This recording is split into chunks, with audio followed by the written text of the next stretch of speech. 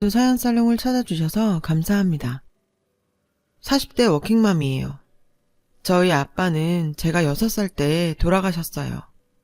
그래서 엄마 혼자 저희 5남매를 키우셔야 했죠.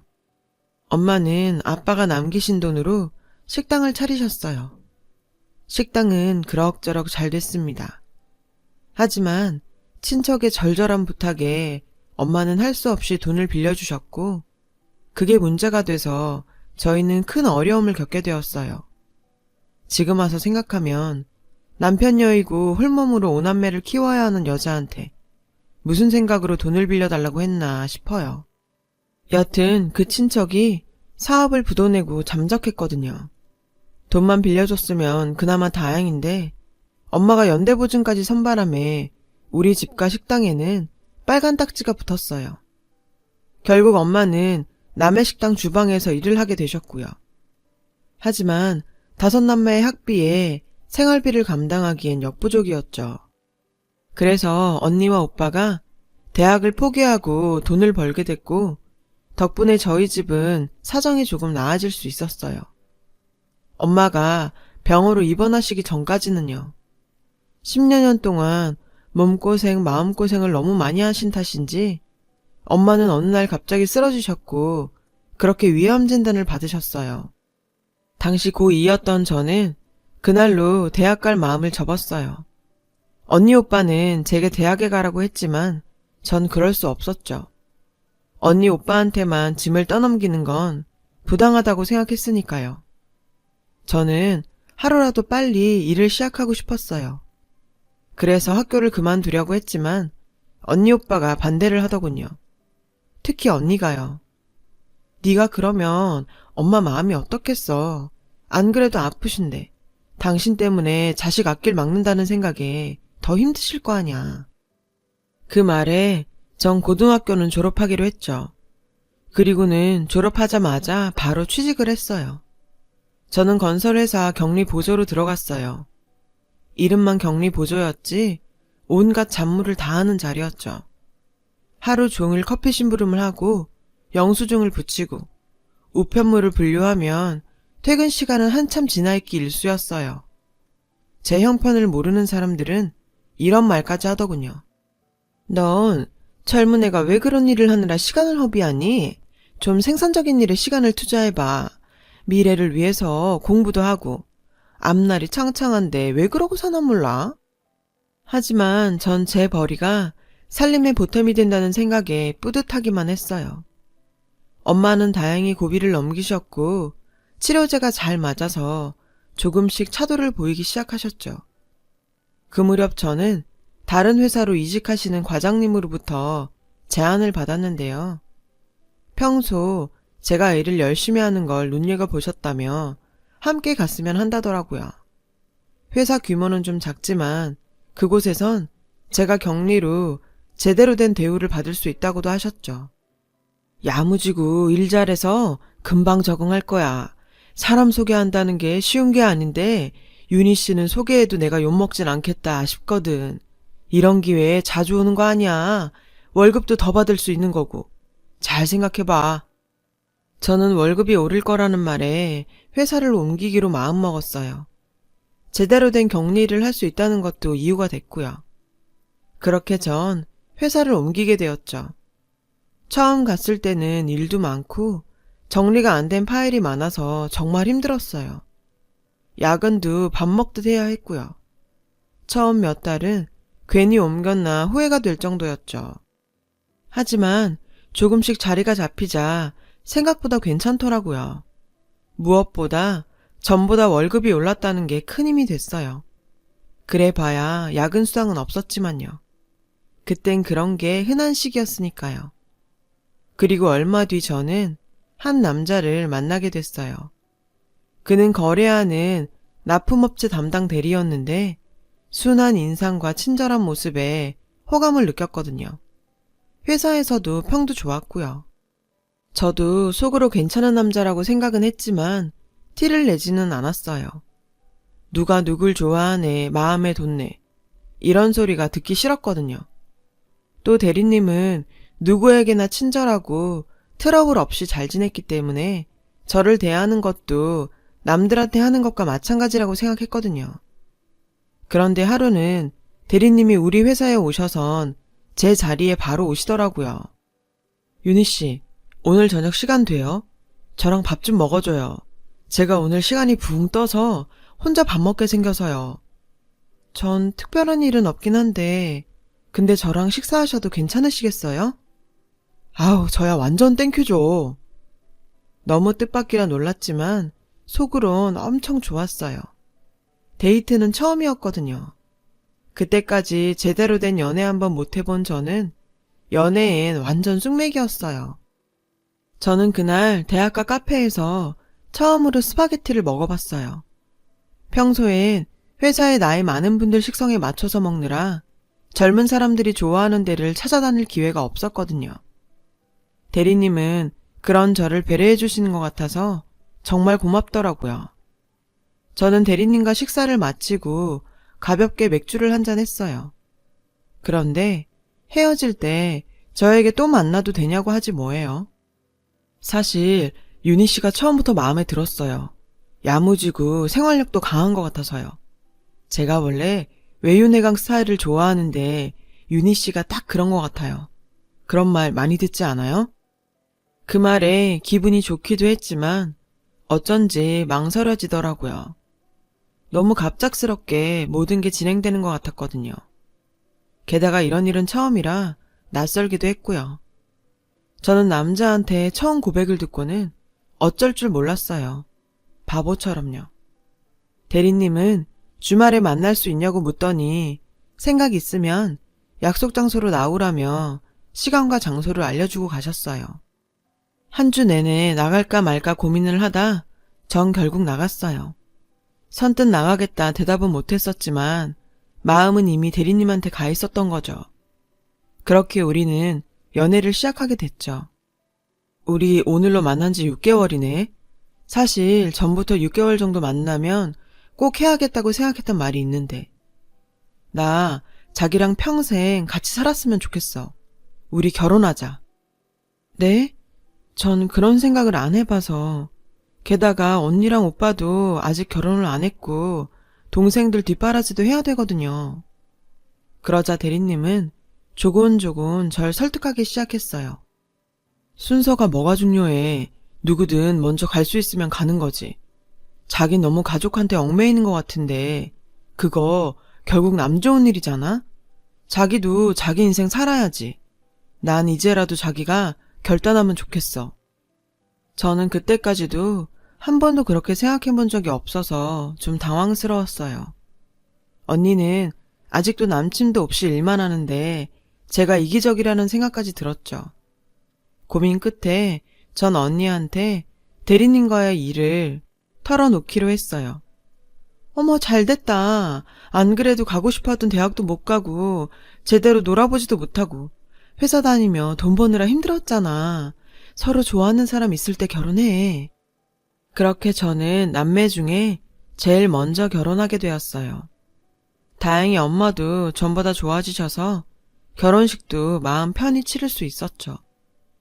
신혼집이 멀어서 친정 식구들을 자주 볼 수 없는 건 좀 아쉬웠지만요. 남편 회사 가까운 곳에 집을 얻어야 했거든요. 친정 식구들도 그 점을 아쉬워했지만 상황이 그러니 어쩔 수 없었죠. 그렇게 결혼하고서 몇 개월은 별 탈 없이 지냈어요.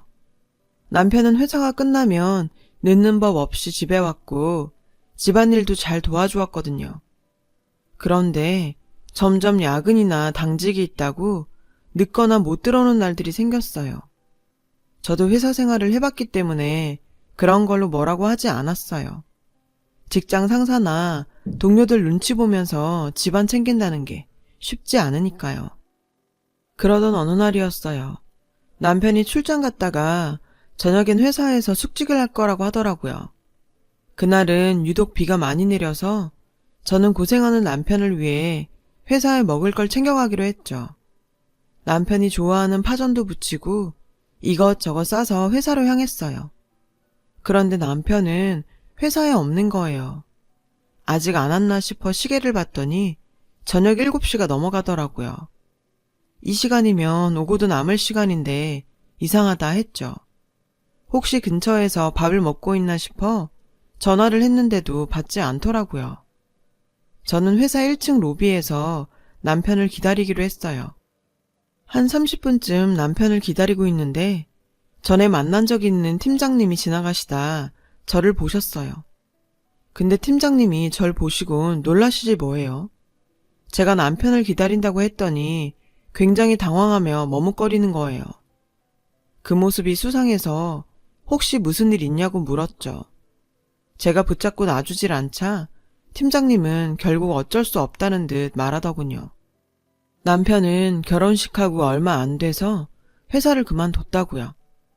정말 마른 하늘에 날벼락도 그런 날벼락이 없었어요. 저는 무슨 일이 있었던 건지 아는 대로 말을 해달라고 졸랐죠.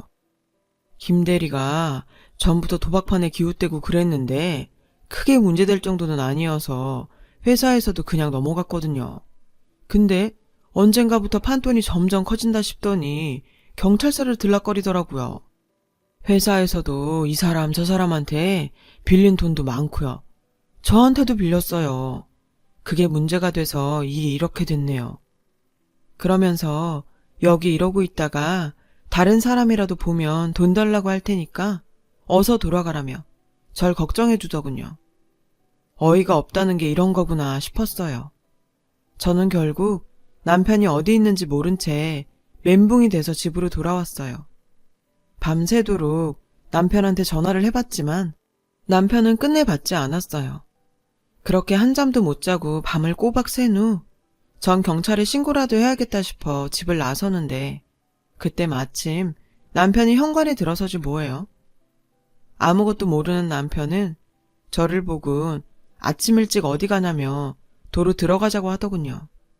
저는 들어와 아침밥을 차리며 남편한테 회사에선 어땠냐고 떠봤어요. 전화는 왜 안 받았냐고요. 그랬더니 출장 간 일이 정말 힘들었다며 오히려 제가 회사에 없으니 갈 맛이 안 난다고 너스레를 떨군 밥 한 그릇을 뚝딱 비우더라고요. 그 모습이 뻔뻔한 것 같기도 하고 너무 아무 일 없는 사람 같기도 해서 어쩌면 팀장님이 악의적으로 거짓말을 했을지 모른다는 생각까지 들 정도였어요. 저는 태평하게 잠이 든 남편을 보며 진실이 뭔지 알아보기로 결심했죠. 남편은 오후 늦게야 출근을 한다며 집을 나섰어요. 남편 뒤를 따라갔어요. 그랬더니 정말 남편은 회사와는 정반대 방향으로 가지 뭐예요. 저는 마음을 다잡고 끝까지 남편 뒤를 밟았어요. 남편은 공원 벤치에 앉아 장기 두는 노인들과 수다를 떨더군요. 너무 한량 같고 한심해 보이는 그 모습에 머리가 핑 돌고 어지러웠어요. 잠시 거기 앉아서 훈수를 두던 남편은 자리에서 일어나 어디론가 가더군요. 남편은 공원을 나와서 공장이 많은 컴컴한 거리에 낡은 건물로 들어갔어요. 저는 무서웠지만 그래도 확인을 해야 했기에 따라 들어갔죠. 정말 남편이 도박을 하는지 아니면 다른 이유가 있어서 여기 온 건지 말이에요. 조심스럽게 어두컴컴하고 낡은 계단을 올라가 남편이 들어간 사무실 앞에서 뽀얀 유리창 사이로 안을 살폈어요. 그 안에는 남자들이 무리를 지어 앉아 담배를 피우며 화투를 치고 있었죠. 그 안에 남편도 있었어요. 저는 심장이 덜컹하고 떨어지는 것만 같았죠. 험악하고 불량해 보이는 사람들 사이에 아무렇지 않게 어울리는 남편을 보고 있자니 입이 안 다물어지더군요. 저는 간신히 그 건물을 나와서 집으로 돌아왔어요. 손발이 덜덜 떨리고 정신이 하나도 없었죠. 어디서부터 어디까지가 남편의 본 모습일지 믿을 수가 없더라고요. 저는 부들부들 떨면서 시어머니한테 전화를 걸었어요. 시어머니는 아무것도 모른 채 평소처럼 편하게 전화를 받으시더라고요. 어쩌면 시어머니도 자기 아들에 대해 모를 수도 있겠다 싶었어요. 전화를 끊은 저는 시어머니가 하시는 갈비집으로 찾아갔어요. 결혼 전 딱 한 번 본 게 다여서 주소를 찾아 기억을 더듬어가며 갔어요. 밖에서 보니 시어머니는 카운터에 앉아 손님을 받고 계시더라고요. 마침 저녁 식사 시간대라서 가게 안은 사람들로 붐비고 있었어요. 시어머니가 손님 자리를 안내하느라 자리를 뜨자 저는 가게 안으로 들어갔어요. 그런데 무슨 일로 혼자 왔는지 물으시면 뭐라고 대답해야 할지 몰라서 문 앞에 서서 그저 망설이고 있었죠. 그때 어떤 여자가 엄마라고 부르며 시어머니한테 다가가는 거예요. 30대 중반쯤 돼 보이는 여자였는데 처음 보는 사람이었어요. 가게 일을 오래 한 사람이라서 시어머니한테 엄마라고 부르는 걸까? 저는 알 수 없는 불안감을 억누르며 가게로 들어갔어요. 그랬더니 절 발견한 시어머니 얼굴이 사색이 되지 뭐예요. 어머니, 저 왔어요. 어머니? 엄마 아는 사람이야? 누군데 엄마한테 어머니래? 여자는 인상을 쓰며 저와 시어머니를 번갈아 봤어요. 시어머니는 제 손목을 끌고 무작정 밖으로 나왔죠. 가게에서 좀 떨어진 곳에 다다르자 시어머니는 자초지종을 설명하셨어요. 새댁, 사실 난 새댁 시어머니가 아니야. 내가 새댁 남편한테 돈 빌려준 게 있는데 하도 갚지 않아서 찾아갔더니 자기가 곧 결혼을 한다고 어머니 노릇만 해주면 마음 잡고 이래서 갚겠다더라고. 새댁을 속인 건 미안하지만 어떡해. 돈은 받아야겠고 해서 해줬지 뭐. 결혼하면 제대로 일을 하겠지 싶어서. 근데 아직도 돈을 안 주네. 내가 아주 미치겠어. 그러면서 자기 딸은 전혀 모르는 일이고 돈 빌려준 것도 알면 큰일 나니까 다시는 가게로 찾아오지 말라고 신신당부를 하더군요. 가짜 시어머니가 가고 난 뒤 저는 그 자리에 털썩 주저앉았어요. 대체 이 사람한테 거짓이 아닌 게 있긴 한 걸까 하는 생각이 들 정도였어요. 남편은 밤늦게 들어와서 회사 일 때문에 피곤하다며 거실에 대자로 뻗어서 밥을 차려달라더군요. 저는 아무 내색도 하지 않고 해달라는 대로 해줬어요. 남편이 작정하고 절 속인 이상 저도 섣불리 움직여선 안 될 것 같았거든요. 진실을 파헤쳐 보기로 했어요. 다음날 아침 남편은 넥타이를 메고 양복을 싹 빼입곤 출근한다며 나갔어요. 저는 바로 행동에 들어갔죠. 시아버지, 시동생, 이모님이라고 만났던 사람들을 찾아보기로 했어요. 그랬더니 시아버지 역할을 해준 사람은 같이 화투를 치다 만난 사람이었고 시동생과 이모님은 돈을 받고 알바를 한 거였더라고요. 이런 식으로 저를 평생 속일 수 있을 거라고 생각을 하다니 정말 말이 안 나왔어요. 저는 마음을 단단히 먹고 남편이 오기를 기다렸어요. 남편은 회사 퇴근 시간에 맞춰 집에 들어왔어요. 한 손에 치킨 봉투를 들고서 말이죠. 오랜만에 치킨이나 먹자. 맨날 밥 먹기도 지겨워서 말이야. 여기 내가 전에 말한 그 치킨집인데 진짜 한 번 먹으면 계속 생각난다니까. 이제 맨날 이것만 먹자고 할걸? 그래? 그렇게 맛있는 집이 있어? 그 치킨집에서도 돈을 빌린 건 아니고? 그러자 남편 안색이 확 바뀌더니 대체 무슨 소리냐고 버럭 소리를 지르더군요. 그 뻔뻔한 행동에 더 화가 났어요. 어제 도시락 싸들고 당신 회사 갔다가 팀장님 만났어.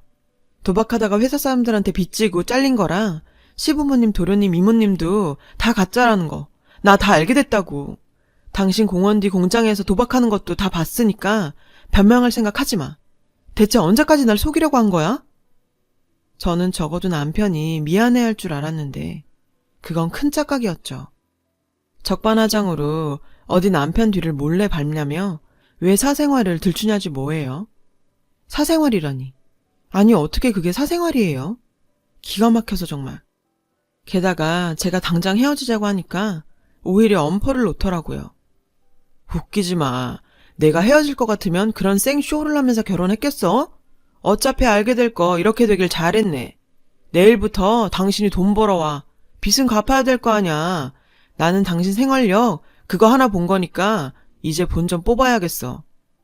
그러면서 제가 집을 나가기라도 하면 친정에 가서 다 뒤집어 놓을 거라고 다 가만 안 둘 거라는 거 있죠. 자기가 하는지 안 하는지 두고 보라며 치킨을 바닥에 던져버리곤 방으로 들어가 버렸어요. 어릴 적 우리 집이 친척 때문에 다 넘어가면서 세상 볼 꼴 못 볼 꼴 다 봤다고 생각했었는데 세상엔 정말 별일이 다 일어나더군요.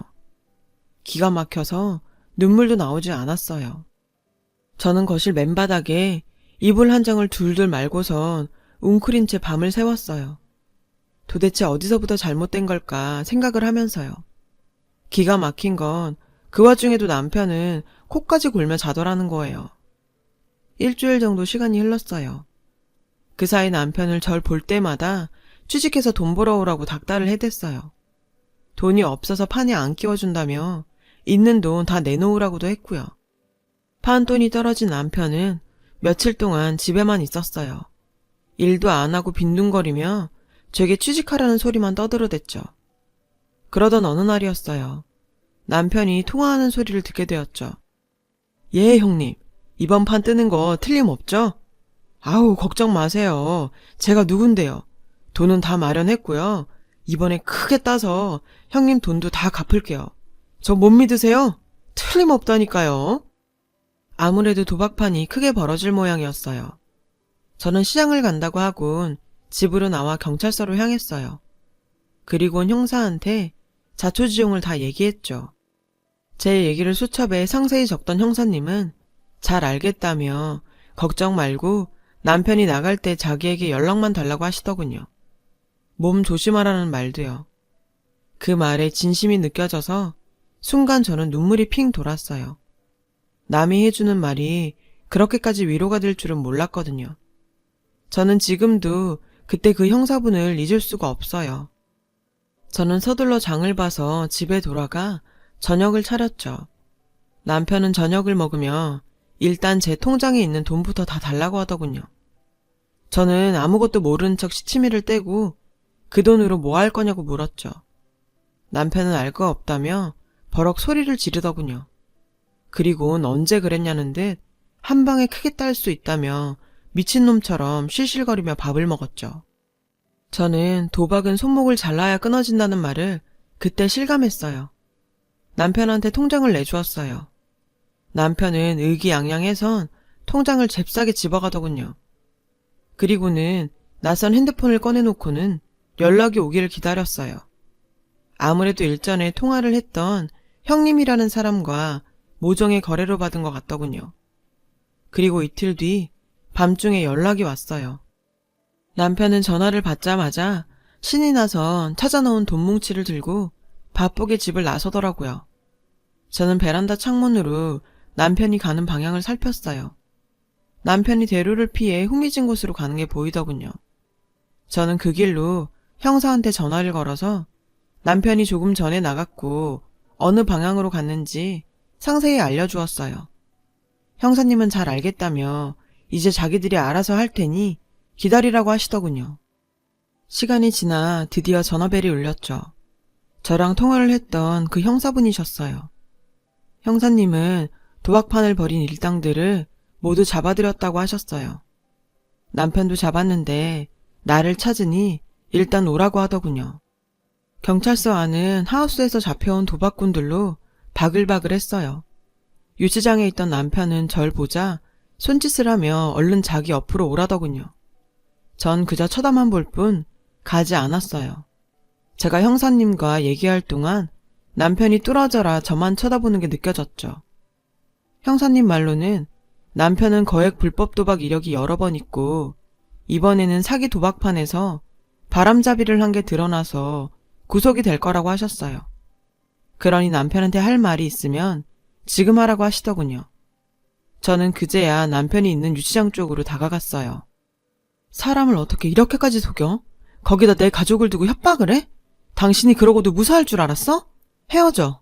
순순히 이혼 안 해주면 나도 가만히 있진 않을 거야. 남편은 자기 좀 살려달라고 빌더니 곧 씩씩거리며 자기 계산이 틀렸다고 주먹으로 벽을 탕탕 치더군요. 저 사람이 미쳐가는구나 싶었어요. 그런 것도 모르고 저는 그 사람이 좀 잘해준다고 홀딱 빠져서는 정신을 못 차린 게 너무도 후회가 되더라고요. 사람들이 다 우습나 봐. 지금까지 얼마나 많은 사람들을 그렇게 속이면서 살았는지 모르겠지만 난 달라. 그 안에서 평생 콩밥이나 먹으면서 반성 많이 해야 될 거야. 남편이 저를 부르는 소리를 뒤로하고 그날로 짐을 싸서 친정으로 돌아왔고 저희 짧은 결혼 생활은 그렇게 끝이 났어요. 가족들은 저보고 큰일 날 뻔했다며 이만하길 다행이라고 다독여 주었죠. 이후 저는 보험 설계사로 취직을 해서 열심히 일을 하고 있어요. 그러다가 좋은 사람도 만났고요. 된통 당한 경험이 있는지라 쉽게 마음을 열지 못했는데 그 사람은 인내심을 가지고 저를 기다려주더군요. 그렇게 딱 10년 전에 저는 재혼을 했답니다. 지금은 아들을 둘이나 뒀고요. 여전히 일도 하고 있어요. 지금까지도 저는 전 남편이 어떤 사람인지 잘 몰라요. 가끔은 그 사람은 진짜 누구였을까 궁금하기도 하지만 알아서 뭐 하겠어요. 어차피 사기꾼인 건 변하지 않을 텐데요. 이렇게 제 긴 이야기가 끝이 났네요. 그래도 고생 끝에 낙이 온다고 요즘 같기만 하면 앞으로 바랄 게 없을 것 같아요. 지금까지 제 얘기를 들어주셔서 감사드리고요. 다들 행복하시고 건강 조심하세요. 여러분, 사연 댓글에 응원과 현명한 조언 부탁드려요. 좋아요와 구독은 저에게 큰 힘이 됩니다. 오늘도 좋은 일 가득하세요.